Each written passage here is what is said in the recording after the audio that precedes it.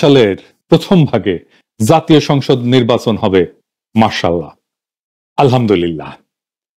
BNP যথারীতি বলছে জাতি নাকি হতাশ হয়েছে, বিএনপি রাজনীতি বাদ দিয়া মারফতি লাইনে ধরিছে, পুরা জাতির অন্তরে ঢুকা তার মনোভাব যাই না ফেলিছে। মির্জা ভাই, আপনি এখন বিএনপি হতাশ হয়েছে বা আপনার দলের মার্কা নিয়ে যারা ইলেকশন করবে সে সমস্ত সিট পার্টি তারা হতাশ হয়েছে, মাইনে নিব। আপনি তো অন্তর্জামী না, জাতির অন্তরের কথা কেমনে জানবেন? যাই হোক, আপনারা বুঝাইতে পারেন নাই জাতিকে যে কেন ডিসেম্বরে নির্বাচন দেওয়া দরকার, তাই আপনার চাওয়াটা জাতির চাওয়া হয়ে ওঠেনি। বেদ্যবি নিয়েন না, মুরব্বী মানুষ। হাসিনাকে কেন সরানো দরকার এটা ন্যারেটিভ আপনারা তৈরি করতে পারেন নাই, করেনও নাই। মেলা মানুষ মিলে তৈরি করছে, আপনারা সামে বৈশা থাকিছেন। তাই ন্যারেটিভ নির্মাণের যে তাগদ, যে হিম্মত, যে স্ট্র্যাটেজিক চিন্তা লাগে সেটা আপনারা বুইলা বসে আছেন, বা আপনাদের কখনই ছিল না। যতগুলো পলিটিক্যাল পদক্ষেপ নিছেন হাসিনা পড়ার পরে সব ফেল করছে, আটারলি ফেল করছে। এইটা আপনাদের কর্মীদের মনোবল কেমন ভাঙিয়ে দিছে সেটা বুঝবেন যত দিন যাবে ততদিন। আপনি যেটা করতে চান সেটার পক্ষে এমন কনভিন্সিং যুক্তি হাজির করতে হয় যা উপেক্ষা করার ক্ষমতা কারো থাকে না। এটাই বয়ান বা ন্যারেটিভ তৈরির শক্তি। আপনারা যা দাবি করলেন এটা যে পাইলেন না, আপনাদের কর্মীদের কনফিডেন্স থাকবে 5ই আগস্টের পরে যা যা অর্জন তার সাথে আপনারা আপনাদের দলকে কানেক্ট করাইতে পারেন নাই। 32 নম্বর জয় বাংলা কইরা দেওয়া, আওয়ামী লীগ নিষিদ্ধ করা, এই দুইটা মাইলস্টোন ইভেন্টে আপনাদের কোনো সংশ্লিষ্টতা নাই। আপনারা বিরোধিতা করছেন আওয়ামী লীগ নিষিদ্ধের, ট্রল করছেন। সেই সময় আপনারা প্রফেসর ইউনূসের কাছে রোড ম্যাপ চান নির্বাচনে, আপনাদের দলের রোড ম্যাপ আছে নাই। এই 10 মাসে কি করেছেন? ভার্চুয়ালি কিছুই না। না না না, দুইটা বড় কাজ করেছেন। ইন্ডিয়ার সাথে আর ওয়াকারের সাথে সিস্টেম করেছেন, দখল চান্দাবাদি করেছেন, গরুর হাট, সবজির বাজার থেকে শুরু করে টেলিভিশন কোম্পানি, পদ পদবি ইত্যাদি আর কত কিছু। আর মানুষের ঘৃণা কামাইছেন, কামাই ভালোই করেছেন। যারা একসময় বন্ধু ছিল তাদের শত্রু বানাইছেন। না না, আমরা বানাই নাই আপনাদের শত্রু, আপনারাই আমাদের বানাইছেন। আপনাদের দলের প্রতিষ্ঠাতা বলতেন বিদেশে আমাদের বন্ধু আছে, প্রভু নাই। বিদেশে আমাদের বন্ধু আছে, বিদেশে আমাদের প্রভু নেই। দেশে আপনারা বন্ধুহীন, বিদেশে কয়টা প্রভু আছে আল্লাহ মালুম। বিএনপির জন্য ডিসেম্বরের নির্বাচন চাওয়াটা একটা bad idea, very very extremely bad idea. কেন জানেন? জানেন না, এটাও জানেন না। আসেন এটা আলাপ করি। ডিসেম্বরে যতগুলো নির্বাচনে বিএনপি অংশ নিছে, গোহারা আছে, গোহারা। একটা না দুইটা নির্বাচনে অংশ নিছে। 2008 সালের 29শে ডিসেম্বর এই যে ফখরুদ্দিন মঈনুদ্দিনের নির্বাচনে বিএনপি গোহারা আসছে। আবার 30শে ডিসেম্বর 2018 শেখ হাসিনার অধীনে নির্বাচন, গোহারা আসছে। প্রথমটা তত্ত্বাবধায়ক সরকার ছিল, পরেরটা হাসিনার অধীনে নির্বাচন ছিল। আওয়ামী লীগ ইচ্ছা করে ডিসেম্বরে নির্বাচন ফেলতো। ওইটা তো তার খেলার মাঠ, কুসুম কুসুম মুক্তিযুদ্ধের চেতনার চূড়ান্ত অর্গাজম হয় যেই সময়, সেই সময় নির্বাচন ফেলে কর্মীদেরকে উদ্দীপ্ত করে কাজে নামাইতো। সে সিস্টেম করে ডিসেম্বরে সবসময় নির্বাচন যেন হয় ওই কাম করেছে। এটা আপনারা বুঝতে পারেন নাই। এই সালসা খাওয়াইছে বিএনপি রে ইন্ডিয়া আর ওয়াকার, তাই বিএনপি খাইছে ডিসেম্বরের নির্বাচন। নিজে কখনো চিন্তা করেনি আরে ডিসেম্বর কেন, কেন নভেম্বর বা জানুয়ারি না? নির্বাচনে তো প্রতিপক্ষ চুপচাপ বসে থাকে না, তাই না? সে কিছু করে, সে বারে বারে বলতে থাকবে ডিসেম্বরের নির্বাচনে যাবেন, বারে বারে বলতে থাকবে আরে দূর, বিএনপি ডিসেম্বরের নির্বাচনে জিতে না। হ্যাঁ, দেখেন কবে নির্বাচনে জিতেছে, দেখেন এই দুইটা নির্বাচনে হারিয়েছে গোয়ারা, এবার হারবি। আপনার হয়তো যে এটা তো কুসংস্কার, আপনারা তো আবার বিজ্ঞান বিজ্ঞান করেন। জি না, এটা সংস্কার, এটা কাজ করে। ও আচ্ছা আচ্ছা, সংস্কার শুনলে তো আবার বিএনপির গাত্রদাহ শুরু হইতে পারে। যাই হোক, আমি যদি বিএনপির কেউ হইতাম, আমি অবশ্য এখন কেউ না, হ্যাঁ বিএনপির যখন তাদের কেউ ছিল না তখন ছিলাম আমি, এখন তাদের সব হয়েছে, পর হয়েছি আমি, বুঝছাও তো। যাই হোক, অসুবিধা নাই। আমি বিএনপি হইলে কখন নির্বাচন চাইতাম, কখন চাওয়া উচিত ছিল বলেন তো? বুদ্ধি করে বলেন, মনে আসতেছে না? আচ্ছা শিখাই দিই। আমি নির্বাচন চাইতাম ফেব্রুয়ারিতে। কেন ফেব্রুয়ারিতে? কারণ দ্বিতীয় সংসদ নির্বাচন, যেই নির্বাচনে প্রথম বিএনপি সংসদে জিতে সরকারি দল হয়, সেই নির্বাচন ছিল 18 ফেব্রুয়ারি 1979 সাল। ওই সংসদ ছিল এক ঐতিহাসিক সংসদ। এত ব্রাইট আর তুখট সংসদ বাংলাদেশে আর পায় নাই। ওইটাই বিএনপির প্রথম রাষ্ট্র পরিচালনা, রাষ্ট্র গঠন, খেলতে নেমেই চ্যাম্পিয়ন হয় বিএনপি। আর তখন জিয়াউর রহমান নেতা, প্রেসিডেন্ট, যাকে বলে সোনায় সোহাগা, বিএনপির যাত্রা শুরু, রাষ্ট্র ক্ষমতা জিয়াউর রহমানের অধীনে নতুন রাষ্ট্র গঠন, বাকশালের ধ্বংসস্তূপের উপরে নতুন গণতান্ত্রিক বাংলাদেশ তৈরি করা। আর পঞ্চম জাতীয় সংসদ নির্বাচন, খালেদা জিয়া প্রথম জিতে সরকার গঠন করে, সেটা ছিল 27 ফেব্রুয়ারি 1991। ওই নির্বাচনে খালেদা জিয়া রাজনীতিবিদ থেকে রাষ্ট্রনায়ক হয়ে ওঠেন। বিএনপির দুইটা ল্যান্ডমার্ক নির্বাচন, দুইটাই ফেব্রুয়ারিতে। রাজনীতিতে তো আপনাদেরকে হিস্টোরিক্যাল ন্যারেটিভের শুরুতে পৌঁছায় দিতে হয় কর্মীদেরকে, আপনাকে কানেক্ট করে দিতে হয়। আপনি কানেক্ট করে দিতে পারতেন জিয়ার, খালেদা জিয়ার হেরিটেজের সাথে, কইতেন বাংলাদেশের দুইবার রাষ্ট্রকে নতুন ভাবে তৈরি করছে বিএনপির সংসদ। আমরা ইতিহাসের সেই মহেন্দ্রক্ষণে ফিরে যাব যখন শহীদ প্রেসিডেন্ট জিয়াউর রহমানের হাত ধরে বাকশাল উত্তর বাংলাদেশ তৈরির সময় বিএনপি গঠিত হয়েছে। তারা নির্বাচনে অংশ নিচ্ছে প্রথমবারের মতো জিয়াউর রহমানের নেতৃত্বে। বাংলাদেশের সত্যিকারের নির্মাণ শুরু হয় এইখান থেকে।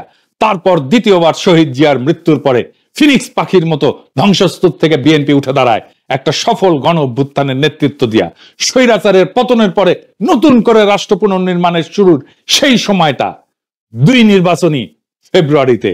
আবার সেই সময় আসছে ফ্যাসিবাদ উত্তর বাংলাদেশের রাষ্ট্র পুনর্গঠনের দায়িত্ব নিতে বিএনপি সেই একই ফেব্রুয়ারিতে নির্বাচনে নামবে। এইবার তৃতীয়বারের মতো বাংলাদেশকে আবার নতুন করে গড়ে তোলার দায়িত্ব নেবে বিএনপি। সেই ফেব্রুয়ারির ঐতিহ্যের অংশীদার হবে আবার বিএনপি, যে ঐতিহ্যের সৃষ্টি শহীদ জিয়ার হাতে, পরিপুষ্ট খালেদা জিয়ার হাতে, আর তার পূর্ণ বিকাশ হবে আজকে আপনার হাতে। আপনারা সেই যোগ্য উত্তরাধিকার, যারা জিয়ার জ্বালায়া যাওয়া মশাল হাতে জাতিকে আবার নতুন করে পথ দেখাবেন, আবার ফিরে আনবেন সেই ঐতিহাসিক মুহূর্তকে। আপনার কর্মীর রক্তে আগুন ধরে যাবে, ঝাঁপায় পড়বে আপনার কর্মীরা। এই কাজটাই আমরা করেছি, আমি তো করেছি। আপনারা তো বক্তৃতাও দিবার পারেন না, কর্মীদের জায়গায় তুলতে পারেন না, খালি কইতে পারেন প্রস্তাব করে ভাষায় দিব, 24 ঘন্টা টিকতে পারবেন না, হ্যাঁ ফু দিলে উড়ে যাব, এই সমস্ত, এর বাইরে কিছু কইতে পারেন না। কর্মীরা আপনাদের বক্তৃতা শুনে না, কথাই শুনে না।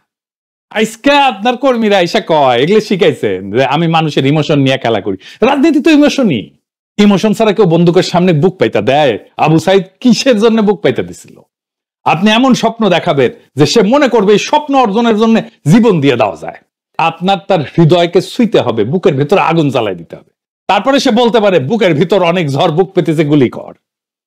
ওইটা ইমোশন।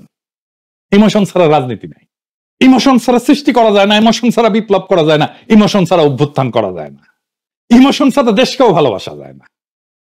যাই হোক, আমরা একটু বিশ্লেষণ করে দেখি কেন প্রফেসর ইউনূস এপ্রিলের নির্বাচনের কথা বললেন।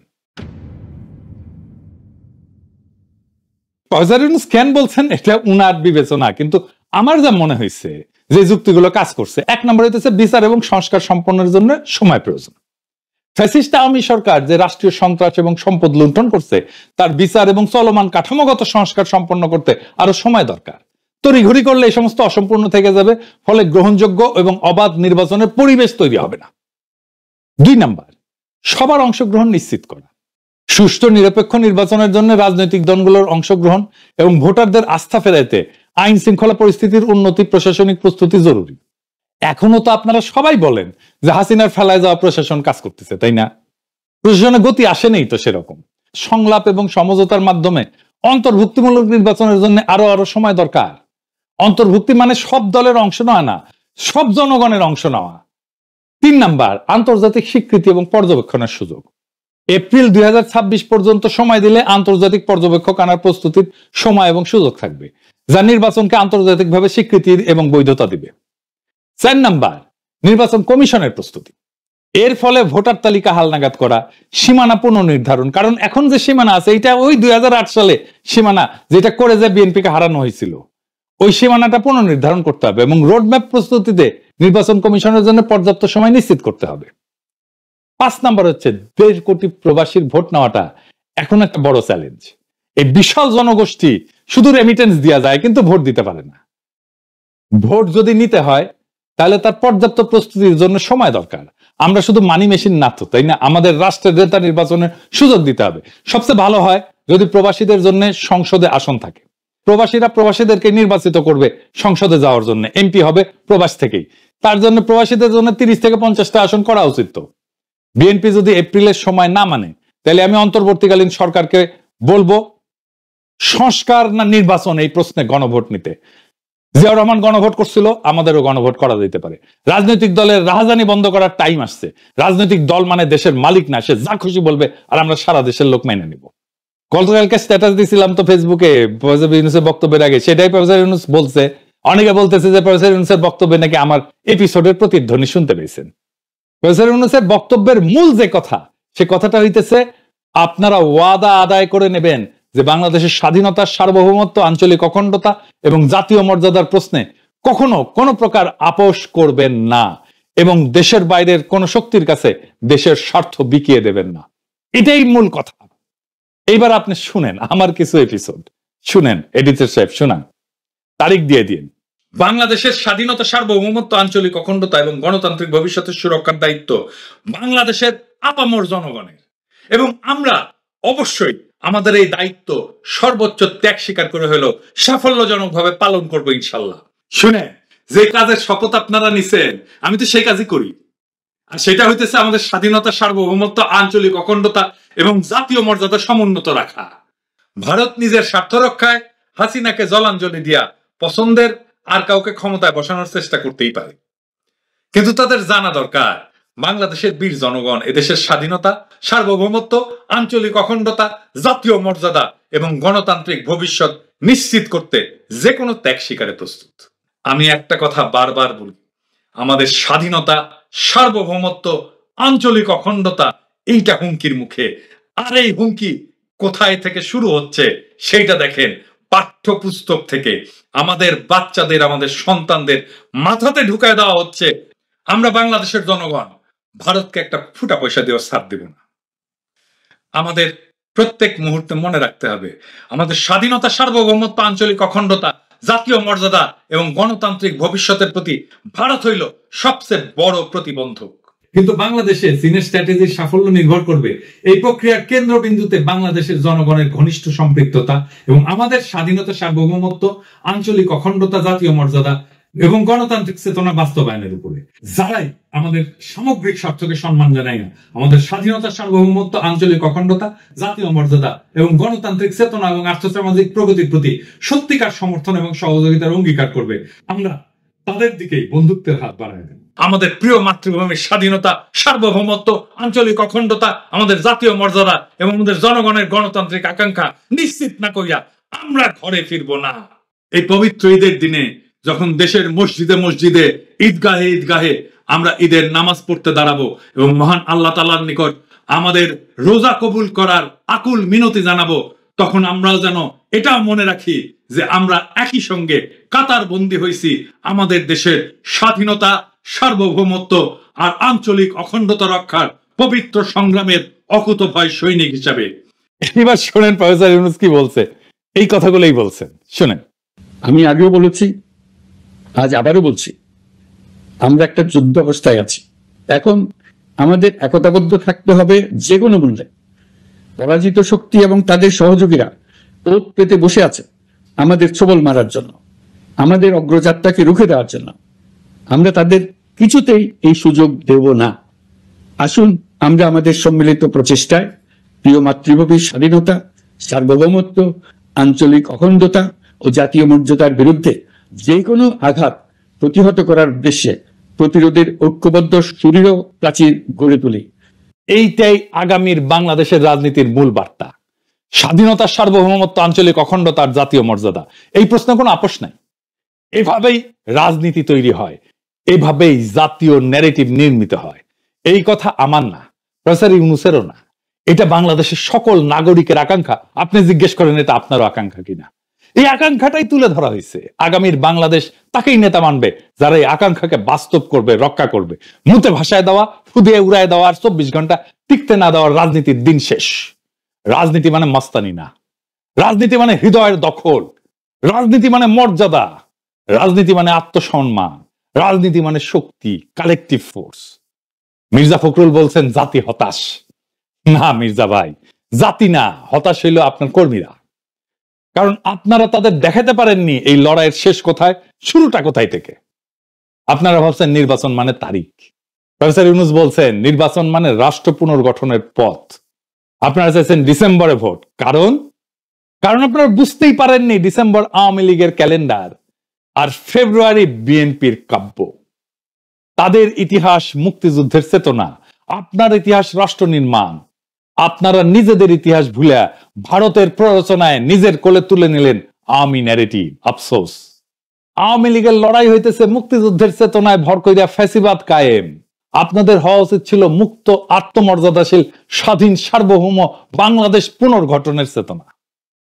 কিন্তু আপনারা কি করলেন? ভারতের পায়ে মাথা দিলেন, ওয়াকারের কোলে গিয়া বসলেন, দলটা চালাইলেন ঠিক যেন কোনো ঠিকাদার সিন্ডিকেট হাট বাজার চালাইতেছে।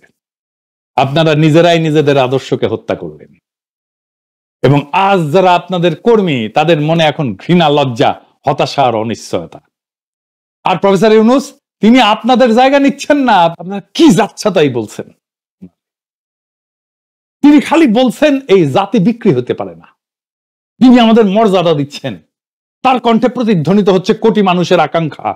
আর আমরা পুতুল শাসন চাই না, ভারতের পালিত গাধাদের নেতা বানাবো না। আমরা সেই নেতৃত্ব চাই যারা বাংলাদেশকে নিজের ঘরের মতো ভালোবাসবে, বাংলাদেশের জাতীয় মর্যাদা পুনরুদ্ধার করবে। এই ঈদে তাই আনন্দের চেয়ে বড় হয়ে উঠুক এক শপথ, আমরা নিজেদের রাষ্ট্র আবার নিজেদের হাতে তুলে নেব। আমরা সিদ্ধান্ত নেব কবে নির্বাচন হবে, কারা করবে, কিভাবে করবে। আর এই সিদ্ধান্ত হবে গণতন্ত্রের, দিল্লির না। এই সিদ্ধান্ত হবে জনগণের, ওয়াকারের না, চাটুকারদের না। এই ঈদে শুধু আমরা পশু কোরবানি দিব না, আমরা কোরবানি দিব ভয়ের, আত্মসমর্পণের, দুর্বলতার। এই ঈদে ঘোষণা হোক বাংলাদেশ কারো জমিদারি না, না রাজনৈতিক দলের, না দিল্লির, না ওয়াকারের। আমরা সাধারণ জনগণ সবাই এই দেশের মালিক। আমাদের কথায় দেশ চলবে। রাজনৈতিক দল আমাদের আকাঙ্ক্ষার বিরুদ্ধে গেলে গুল্লি মারি সেই দলকে। ঈদ মোবারক। ইনশাল্লাহ আগামীর বাংলাদেশ আমরা ফেরত আনবো রক্তে, ঘামে, স্বপ্নে।